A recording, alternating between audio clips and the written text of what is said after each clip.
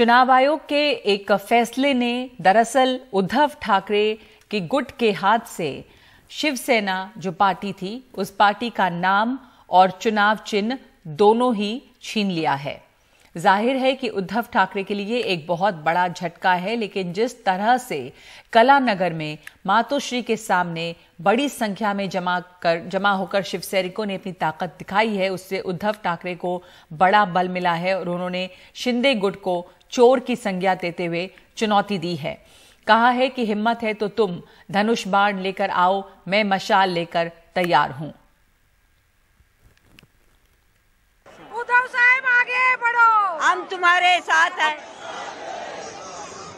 पहले मातोश्री के सामने, फिर कलानगर के सामने सड़क पर भारी संख्या में जमा शिवसैनिकों ने मरते दम तक उद्धव ठाकरे का साथ देने का ऐलान किया। पैसे का आशा नहीं करता है हम लोग, ये चोर लोग है। हाँ, खोके नहीं आए, नहीं साहिब को हमारा तरह देता है, खूब बोलता है पीने।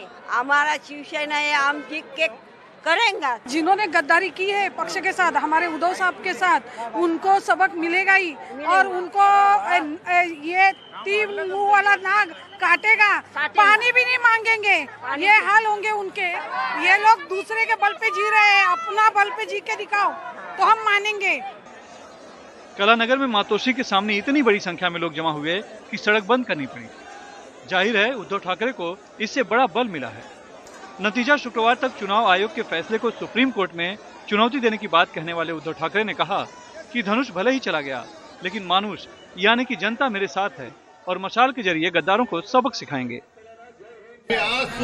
मैं आज भी उस चोर को चुनौती देता हूँ।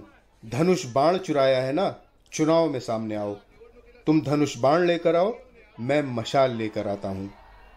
फिर से कहता हूँ, ये परीक्षा खत्म नहीं हुई है। हमें फिर से शिवसेना का मुख्यमंत्री चुनकर इन गद्दारों की छाती पर बिठाना है। पार्टी पर आए इस बड़े संकट से उबरने के लिए उद्धव ठाकरे ने मातोश्री में पार्टी के सांसदों, विधायकों और नेताओं के साथ चर्चा की। बैठक में संगठन मजबूत करने और चुनाव के लिए तैयारी करने का संकल्प लिया गया। अगर शिंदे गुट में और बीजेपी में इतना ही मेरिट है तो हम बार बार बोले जा रहे हैं कि अभी इलेक्शन आप डिक्लेयर कर दो। कल का डिसीजन हमें लगता है एक परसेप्शन क्रिएट करके शायद इलेक्शन की घोषणा कभी भी हो सकती है, और इसलिए हम अपने आप को पूरी तरह से मानसिक रूप पर तैयार रख रहे हैं। और हमारे कार्यकर्ताओं को भी ये आज बताने की कोशिश थी कि किसी भी तरह से, किसी भी प्रकार से हम बिल्कुल ही हारे नहीं हैं। हमारा मनोबल ज्यों का त्यों है। शिवसेना से बगावत कर पहले मुख्यमंत्री बने और अब पार्टी के नाम और चुनाव चिन्ह पर भी कब्जा करने वाले एकनाथ शिंदे ने इसे सत्य की और बाला साहेब के विचारों की जीत कहा है। चुनाव आयोग ने जो निर्णय दिया है उसका मैं स्वागत करता हूं। ये लोकशाही का विजय है। हिंदू हृदय सम्राट बाला साहेब ठाकरे जी, धर्मवीर आनंद दिघे जी, इनके विचारों का विजय है। और मेरे साथ मैंने जो भूमिका ली, उसके साथ जो 50 विधायक और 13 सांसद, हजारों लाखों कार्यकर्ता, पदाधिकारी, शिवसैनिक, ये इनका विजय है। तो देवेंद्र फडणवीस ने कटघरे में खड़े चुनाव आयोग का बचाव किया है। देखिए, इससे अलग वक्तव्य वो दे ही नहीं सकते। उनके दोनों प्रकार के वक्तव्य टाइप करके रखे हुए थे। अगर उनके पक्ष में निर्णय आता तो उनका वक्तव्य था कि इलेक्शन कमीशन ने बहुत सही काम किया है, फ्री एंड फेयर काम किया है, और दूसरा उन्होंने टाइप करके रखा था कि उनके विरोध में आएगा तो इलेक्शन कमीशन दबाव में है। वो उनकी स्क्रिप्ट पर चल रहे हैं।